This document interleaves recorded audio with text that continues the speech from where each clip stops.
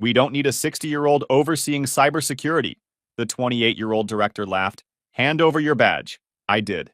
I didn't mention that my clearance was the only thing keeping the government contract active. Monday morning, the Department of Defense terminated the $17 million deal. Sup, Reddit. So I spent 31 years building cybersecurity infrastructure for a defense contractor. Got pushed out by a kid who thought my age made me irrelevant. Turns out my security clearance was the only thing keeping their government contract alive. Grab some popcorn, because this is a long one. I'm Raymond Wells, 60 years old. Started in cybersecurity back when it was still called computer security, and most people didn't know what a firewall was. Spent 8 years in the Air Force doing signals intelligence before transitioning to the private sector. For the past 22 years, I've been the senior cybersecurity architect at Meridian Defense Solutions in Northern Virginia. Smallish contractor, about 340 employees. We handled sensitive network security for various government agencies. I've seen every type of cyber attack you can imagine. Worked through the Morris worm in 1988. Dealt with Code Red and NIMDA in 2001. Helped redesign entire network architectures after the OPM breach in 2015. Every crisis taught me something. Every close call made our systems stronger.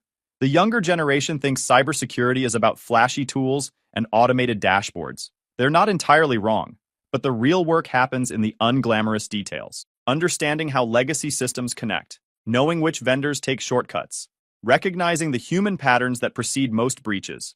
My specialty was classified systems integration, the kind of work that requires a TS/SCI clearance with polygraph, the kind of clearance that takes 2 years and $50,000 worth of background investigation to obtain, the kind of clearance that maybe 1.2 million Americans actually hold. I had mine for 28 years running. Clean record, perfect compliance.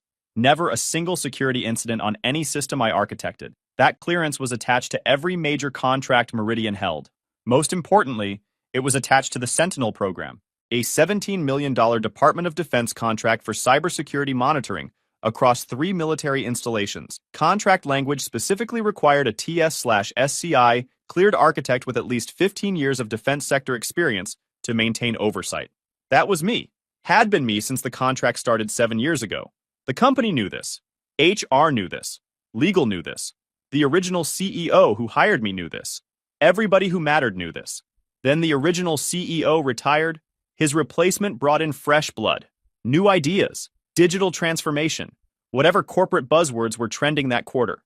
His name was Bennett Crawford, 52 years old, MBA from Wharton, zero technical background, zero government contracting experience. But he had a vision for making Meridian more agile and competitive. Part of that vision meant bringing in a new IT director to modernize operations. Enter Kyle Whitmore, 28 years old, computer science degree from a decent state school, 4 years at a Silicon Valley startup doing cloud infrastructure, no government experience, no security clearance, no understanding of how defense contracting actually worked. But he had energy, he had fresh perspectives, he had all the right buzzwords about AI integration and zero-trust architecture and cloud-native solutions. Bennett loved him immediately. Kyle started in early March. First week he spent wandering around the building introducing himself. Firm handshakes, big smiles, lots of talk about disrupting the status quo and challenging legacy thinking. He stopped by my office on Thursday afternoon. I was reviewing network segmentation protocols for a quarterly compliance audit. Exciting stuff. Kyle leaned against my doorframe. Casual, confident, the posture of someone who'd never been told no. He said he was excited to work with me. Said he'd heard I was the longest tenured technical employee. Said he wanted to pick my brain about processes and systems. I told him I'd be happy to walk him through anything he needed. Offered to schedule time the following week once he'd had a chance to review documentation. He nodded like that was exactly what he expected. Then he glanced around my office, at the framed certifications on my wall, at the stack of technical manuals on my bookshelf, at the Air Force Commendation plaque from 1994. Interesting setup you've got here, he said. Very retro. I let that one go. Figured he was just young and didn't know any better. The following weeks were revealing. Kyle scheduled back-to-back meetings with every technical team, asked a lot of questions, took a lot of notes, made a lot of promises about streamlining workflows and eliminating bureaucracy. He also started making changes, small ones at first, replaced our ticketing system with some cloud-based platform his startup had used, changed the meeting schedule, restructured reporting lines so more people reported directly to him, then bigger ones.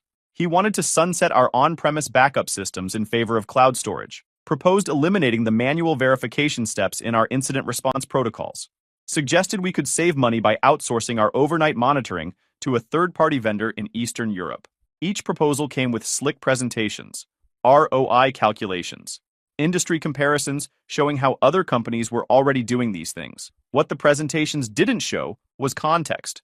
The on-premise backups existed because certain classified data couldn't legally leave our physical control.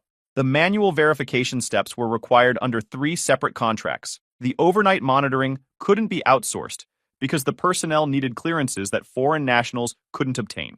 I raised these concerns in every meeting, politely, professionally, with documentation to back up every point. Kyle would nod thoughtfully, thank me for my institutional perspective, then move forward with his plans anyway, just modified slightly to avoid the most obvious compliance violations. The old guard noticed. Meridian had plenty of experienced folks who'd been doing government work for decades. We understood the rhythms, the compliance requirements, the careful documentation that kept contracts alive and auditors happy. Kyle didn't understand any of that. He saw bureaucracy where we saw survival.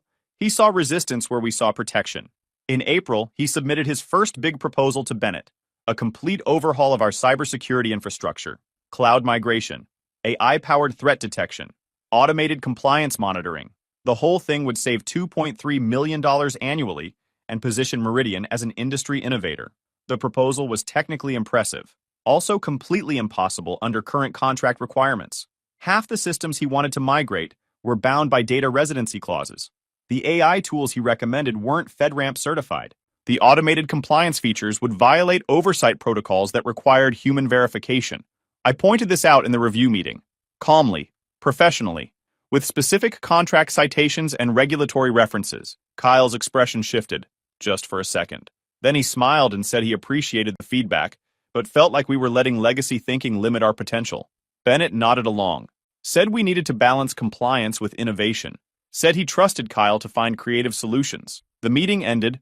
Kyle didn't look at me on the way out. 2 weeks later, I got called into Bennett's office. Kyle was already there. So was Patricia from HR. Never a good sign when HR shows up unannounced. Bennett said they were restructuring the IT department, flattening hierarchies, eliminating redundant positions, making room for new talent that aligned with the company's evolving vision. My position was being eliminated.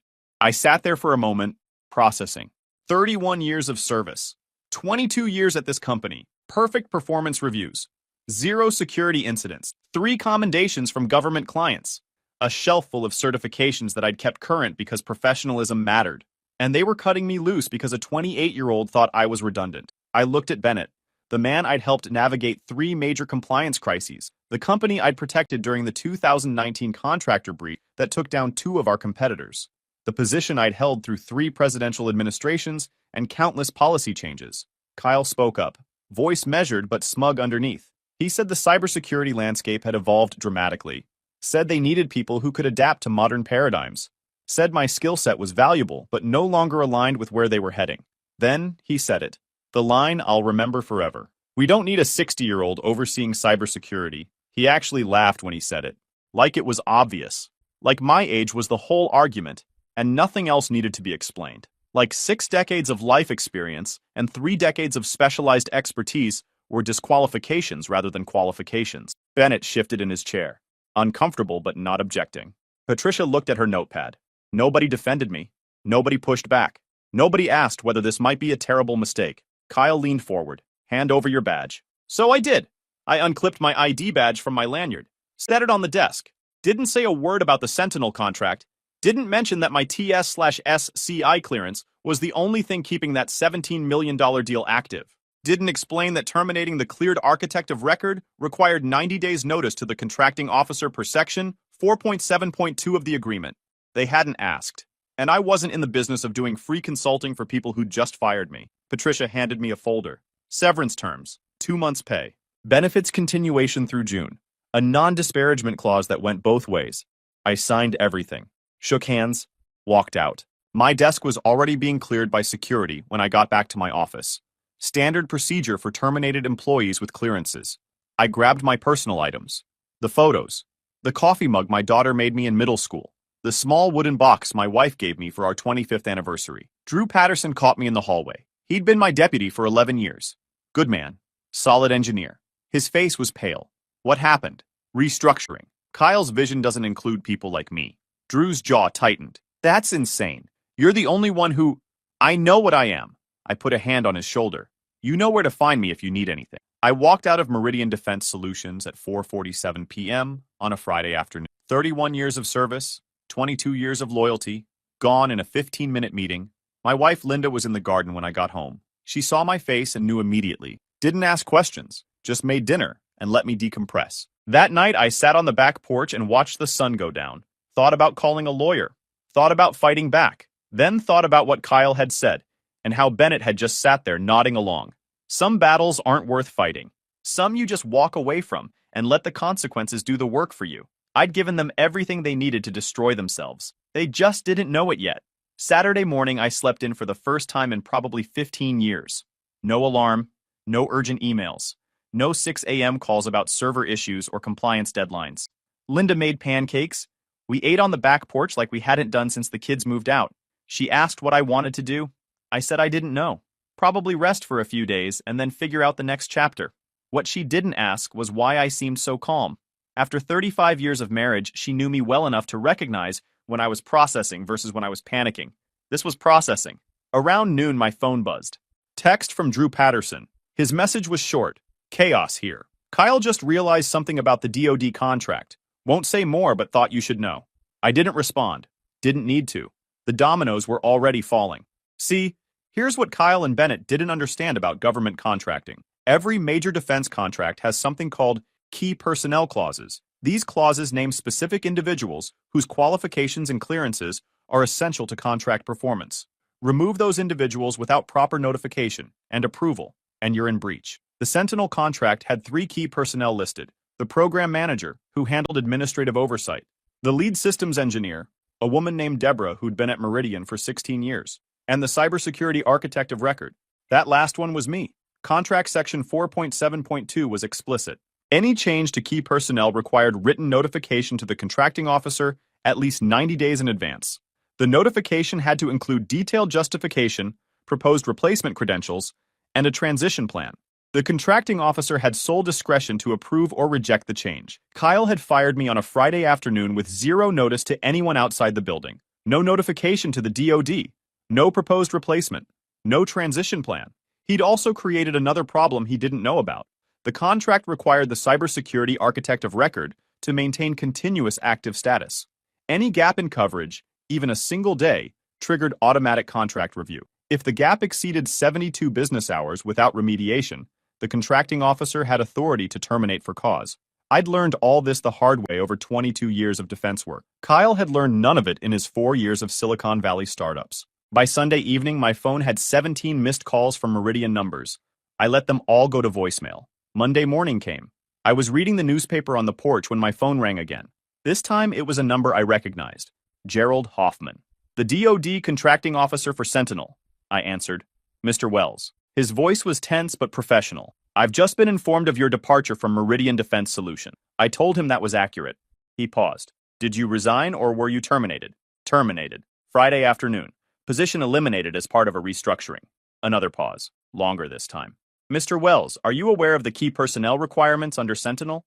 I told him I was very aware. Had been the architect on that contract for 7 years. And Meridian notified us of this personnel change? I told him he'd have to ask Meridian that question. I wasn't privy to their communications after my termination. Gerald sighed, heavy, tired, Mr. Wells, we received no notification, no replacement credential, no transition documentation. As of this moment, Meridian is in material breach of section 4.7.2. I expressed my sympathies, told him I hoped they could work it out. 20 minutes later, another call came through. Bennett Crawford. I let it go to voicemail. His message was borderline frantic. Said there'd been a misunderstanding. Said they needed to discuss the situation urgently.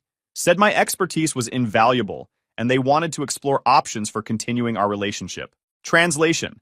They'd just realized they were about to lose $17 million, and I was the only person who could save them. I didn't call back. By Monday afternoon, I had 3 voicemails from Kyle, each one more desperate than the last.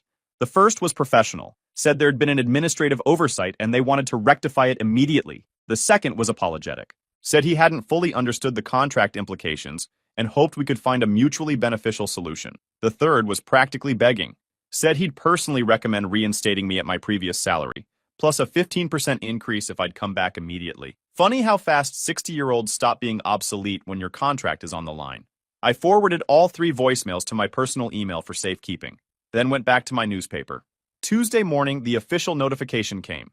A registered letter from the Department of Defense.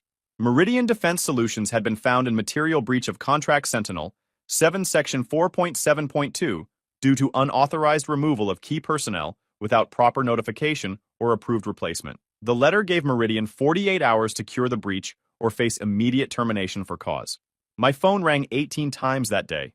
Meridian numbers, unknown numbers, one from a DC area code that was probably their emergency legal counsel. I answered none of them. Wednesday morning, Drew Patterson showed up at my house. He looked like he hadn't slept in 3 days. Ray. He stood on my porch looking defeated. They're going to lose the contract. I invited him in, made coffee, let him talk. The story poured out of him. Monday had been pandemonium. Kyle discovered the key personnel clause around 10 a.m. when the DoD started asking questions. Spent 2 hours insisting it couldn't be enforced. Then spent 4 hours trying to find a replacement architect with TS/SCI clearance and 15-plus years of defense experience. Turns out those don't grow on trees. Every qualified candidate was either already employed or required a 6-month clearance transfer process. Drew told me Kyle had actually called a headhunting firm and asked if they could fast-track a clearance investigation. The recruiter laughed and hung up. You can't fast-track federal background checks. Anyone who's worked in this industry for more than a month knows that. Bennett confronted Kyle in front of the entire leadership team, demanded to know why he hadn't researched the contract requirements before terminating essential personnel. Kyle tried to blame HR for not flagging it. Patricia reminded everyone that she'd sent Kyle a summary of key personnel designations during his first week. Kyle claimed he'd never received it. The email logs said otherwise. The IT team pulled the records. The email had been opened. The attachments had been downloaded. Kyle had even replied with a thumbs-up emoji and the words, "Got it, we'll review." He never reviewed it, never even skimmed it, just filed it away and forgot about it because compliance documentation was boring legacy thinking that didn't align with his innovative vision. By Tuesday, they were desperate. Started calling contractors, headhunters, former employees, anyone who might know someone with the right credential. They found 3 candidates nationwide who technically qualified. One was retiring next month and refused to take on new contracts. One was under non-compete with a competitor. One was willing but couldn't start for 90 days due to existing obligations. The 48-hour cure period was impossible to meet. Drew finished his coffee, looked at me with exhausted eyes. They're going to offer you anything to come back. Bennett authorized up to double your previous salary plus a signing bonus. Kyle's been told to apologize personally. I set my cup down. Drew, I appreciate you coming here, but I signed a severance agreement. They paid me to leave quietly? I left quietly. This is different. The whole company is at stake. 340 people could lose their jobs if Sentinel goes away. I felt that one. Those employees hadn't done anything wrong. They were just caught in the blast radius of Kyle's arrogance and Bennett's negligence. But that wasn't my responsibility anymore. I told Drew I'd think about it. He nodded, didn't push. Just thanked me for the coffee and left. Linda found me on the porch that evening. She'd heard enough of the phone calls to piece things together. What are you going to do? I haven't decided yet. She sat down next to me. That many people losing their jobs, that's a lot of weight. It is. But they didn't care about my 31 years when they decided I was too old to matter. Why should I care about their problems now? She didn't have an answer for that. Neither did I. Thursday morning, I got a call from someone I didn't expect. Victoria Ashford. She was the chief legal counsel at Meridian. We'd worked together on contract negotiations for 15 years. Respected each other professionally, even if we weren't close. Raymond. Her voice was measured. Lawyer calm. I know you have no obligation to speak with me, but I'm hoping you'll hear me out. I told her I'd listen. She laid it out plainly. The Sentinel contract was terminating at midnight Friday, unless they could demonstrate immediate remediation. No other contract could absorb the revenue loss. They'd have to lay off at least 180 people within 60 days. She said she understood why I was angry, said she'd reviewed the circumstances of my termination and found them deeply troubling. Said Kyle had acted without proper authorization or due diligence, and Bennett had failed in his oversight responsibilities. Then she made the pitch. We're prepared to offer you full reinstatement at 2.5 times your previous salary, a 3-year guaranteed contract with termination protection, a formal written apology from Kyle Whitmore, and a seat on the advisory board with input on all major strategic decisions. I let the silence stretch. She continued, "We're also prepared to remove Kyle from any supervisory role over your position. You'd report directly to Bennett. The same Bennett who sat there and let Kyle fire me?" Victoria paused. "Bennett has reconsidered his leadership approach in light of recent events. I told her I needed time to think. She said the deadline was midnight Friday. I told her I understood deadlines. After she hung up, I sat with it. The offer was substantial, more than substantial. It was an acknowledgement that they'd been catastrophically wrong and were willing to pay almost any price to fix it. But here's the thing about being publicly humiliated by someone who thought your age made you worthless. Money doesn't erase that. Titles don't erase that. Even apologies don't really erase that. Kyle had laughed when he said I was too old. He'd laughed like it was a joke that everyone understood. Like 60 years of life and 31 years of expertise were punchlines.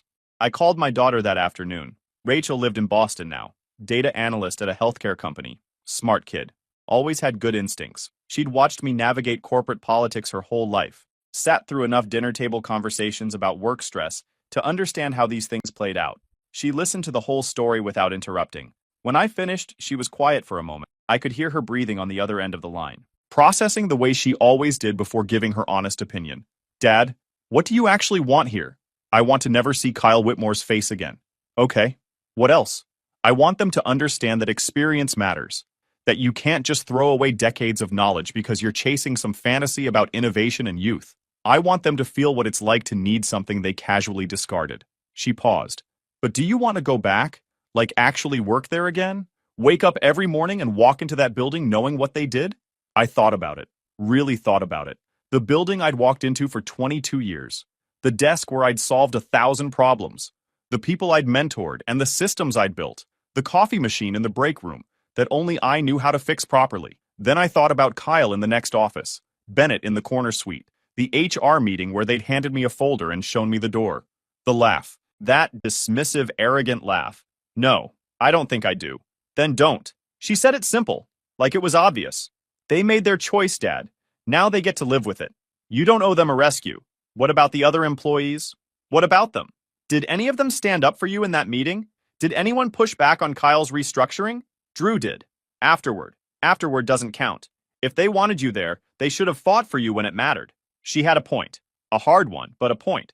I called Victoria back Thursday evening. Told her I appreciated the offer, but I wasn't interested in returning to Meridian. She was quiet for a long moment. "Raymond, you understand what this means?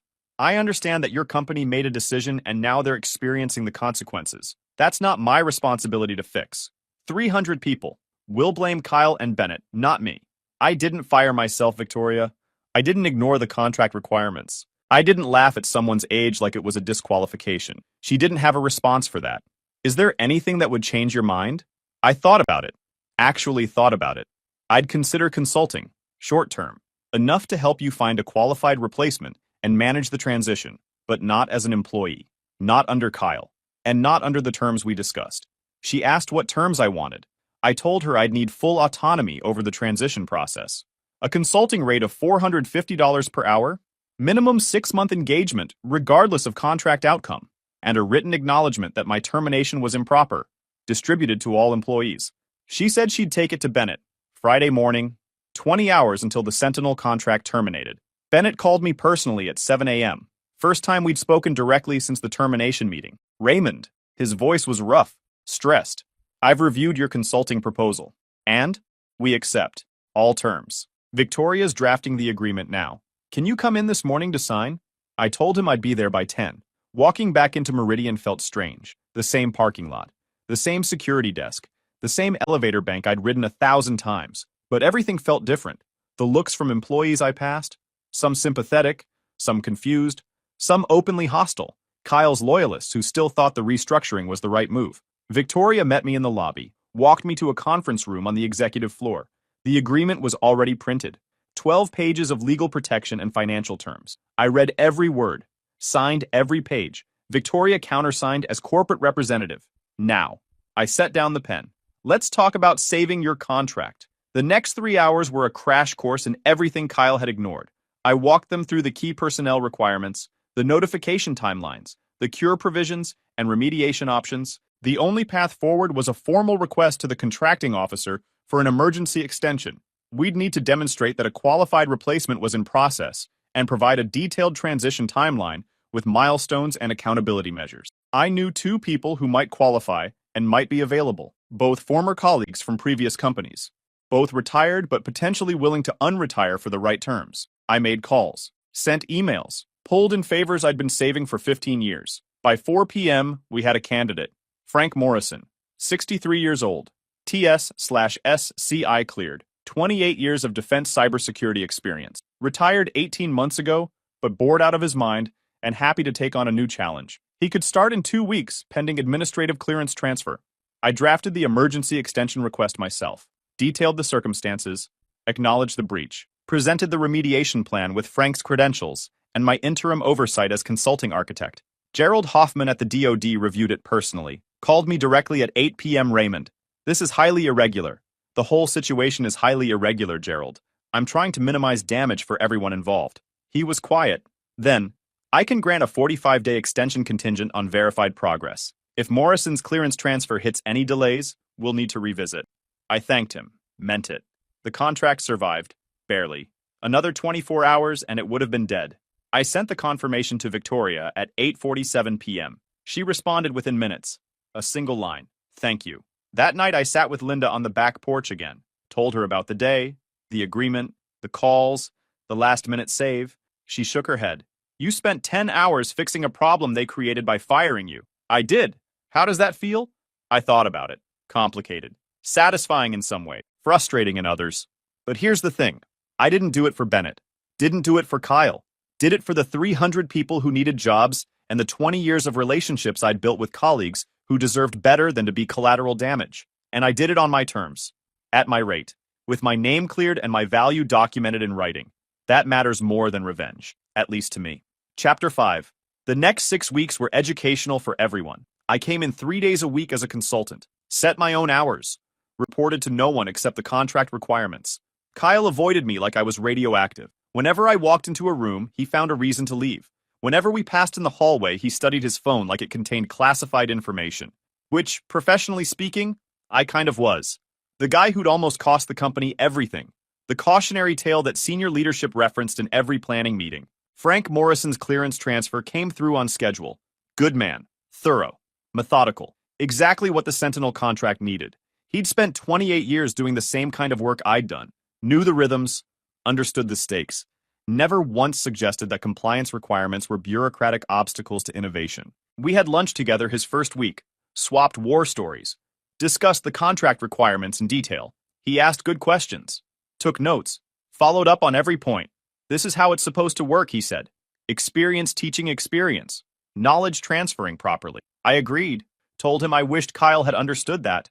I spent most of my consulting hours documenting processes that existed only in my head. 22 years of institutional knowledge converted into procedures and playbooks that anyone could follow.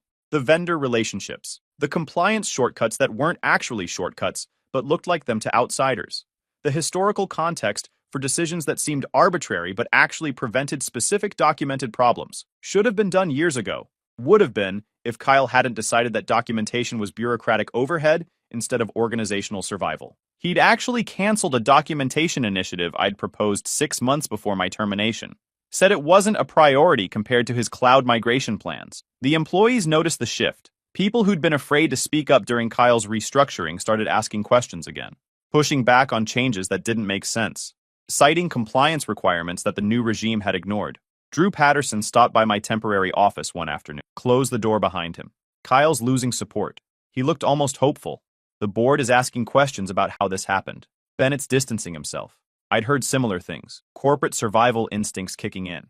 When a $17 million contract nearly evaporates because of one director's arrogance, people start looking for someone to blame. Kyle was the obvious target, but Bennett had enabled him, had hired him without proper vetting, had approved the restructuring without checking contract implication, had sat in that termination meeting and said nothing while Kyle laughed about my age. They were both going to face consequences eventually. The board wouldn't let a near catastrophe go unexamined. 3 weeks into my consulting engagement, Bennett announced that Kyle Whitmore was transitioning to a special projects role. No longer IT director, no longer managing any personnel, just working on undefined initiatives that everyone understood meant waiting out his severance clock. Kyle's LinkedIn updated the same day. New title, Innovation Strategist. Same company, different reality. He never apologized to me directly. The written apology Victoria had promised came from HR on company letterhead. Corporate language. Zero personal accountability. I framed it anyway. Hung it next to my Air Force commendation plaque. Week 5 brought another development. The board hired an outside firm to audit Meridian's contract compliance process. Standard response to a near miss of this magnitude. When you almost lose your biggest contract because of preventable negligence, investors start asking uncomfortable questions. The auditors spent 3 weeks reviewing documentation, interviewing employees, mapping personnel changes against contract requirements, building a comprehensive picture of everything Kyle had touched since arriving. They found 17 other contracts with key personnel gaps or notification issues. Nothing as severe as Sentinel, but problems that would have surfaced eventually. One contract was missing required certifications for 2 employees.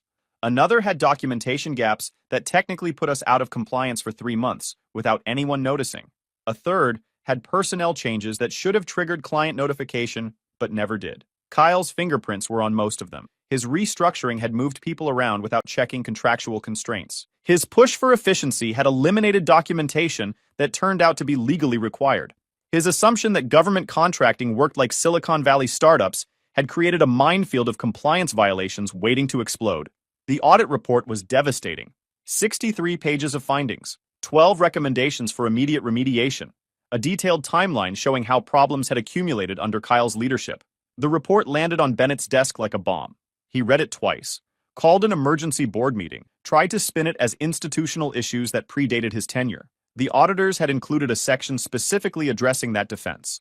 Most of the problems had been created in the past 9 months. All of them were traceable to specific decisions made by Kyle and approved by Bennett.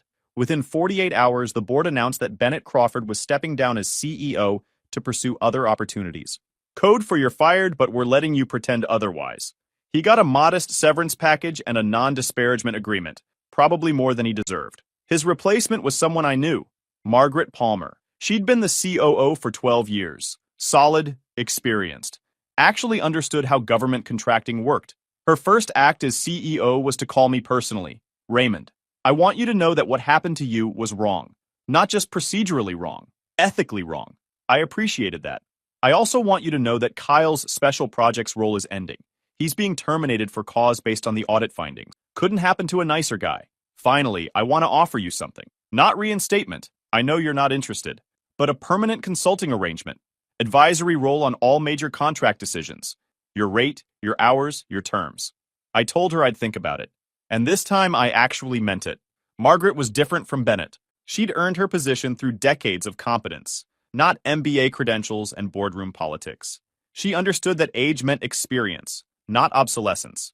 The Friday of my last official consulting week, I got an unexpected visitor. Kyle Whitmore appeared in my doorway. First time he'd approached me since the day he'd taken my badge. He looked diminished somehow, smaller. The confidence that had radiated off him 3 months ago was gone, replaced by something that looked almost like humility. Mr. Wells, do you have a minute? I gestured to the chair across from my desk. He sat down, didn't make eye contact right away. I wanted to apologize. His voice was quieter than I remembered, not for the company letter. Personally, for what I said in that meeting. I waited, let him sit in the silence. I was arrogant. He finally looked up. I thought I understood this industry because I understood technology. Turns out technology is maybe 20% of what actually matters here. The other 80% is relationships and compliance and institutional knowledge. Things that take decades to build. True? He swallowed. The age comment. That was inexcusable.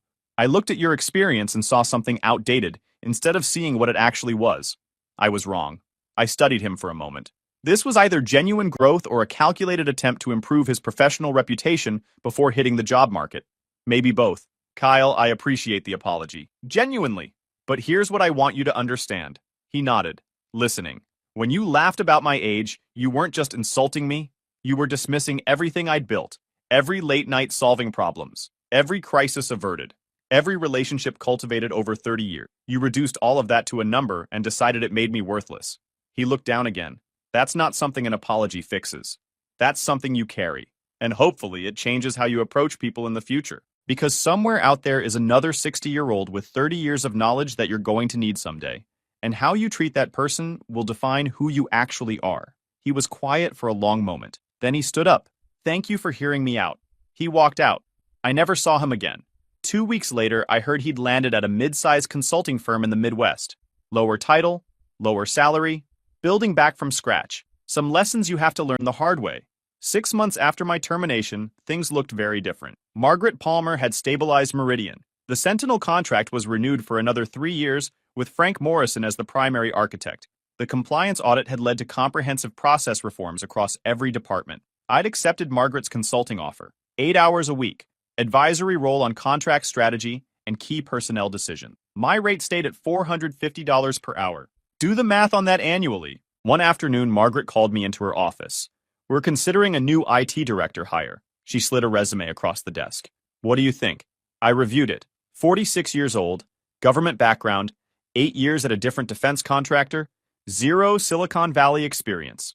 Looks solid. She hired him the following week. His name was Robert Ashburn. First thing he did was schedule one-on-ones with every senior technical employee.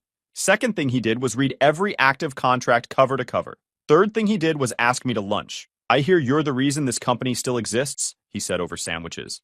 I'm the reason the Sentinel contract still exists. The company existing is a side effect. He laughed. Fair enough. I also heard about the guy before me. Kyle Whitmore. Yeah. Robert shook his head. I looked him up. He's at some consulting firm in Ohio now. Junior role. Barely making 6 figures. Sounds about right. Robert leaned back. You know what's funny? I applied for the IT director job here 8 months ago, before Kyle got it. They passed on me because I didn't have enough innovative vision. I set my sandwich down. You're kidding. Nope. HR told me my background was too traditional. They wanted someone who could modernize the department. And now, here you are. And now here I am, cleaning up the mess that modernization created. 3 months later, I got a letter in the mail. Formal correspondence from the Department of Defense. Commendation for my role in preserving the Sentinel contract and managing the transition to a new architect. Signed by Gerald Hoffman personally. I framed it, hung it next to the corporate apology letter and the Air Force plaque. A week after that, Drew Patterson got promoted to senior systems engineer. He called to tell me the news. Margaret said she wanted people with institutional knowledge in leadership positions. He sounded almost emotional. She said, you recommended me. I did. You earned it. Ray, thanks for everything. Just do the job right. That's all the thanks I need. The following month, Meridian won a new contract. $23 million over 5 years. Cybersecurity infrastructure for a different military branch. Gerald Hoffman had recommended us based on how we'd handled the Sentinel crisis. Margaret called me personally with the news. Raymond, we got it. Congratulations. No. She paused. Thank you. The DoD specifically cited our crisis response and transition planning as factors in their decision. That was your work. I just did what needed doing. You did more than that. You could have walked away. Let us fail. Nobody would have blamed you. Maybe not. But 300 people would have lost their jobs. She was quiet for a moment. I want to put your name on the new contract. As a senior advisor. Paid position. Full benefits if you want them. I told her I'd think about it. That evening, Linda and I had dinner on the back porch. I told her about the new contract. The offer. The commendation letter. She smiled. So what are you going to do? Probably take the advisor position, work a few more years, help them build something that'll last after I'm gone. And then retire for real. Travel. Spend time with the grandkids when Rachel gets around to having some. She reached over and squeezed my hand. Sounds like a plan. If you enjoyed this video, please hit that subscribe button. It really helps the channel and help us bring you more and better stories. Thanks.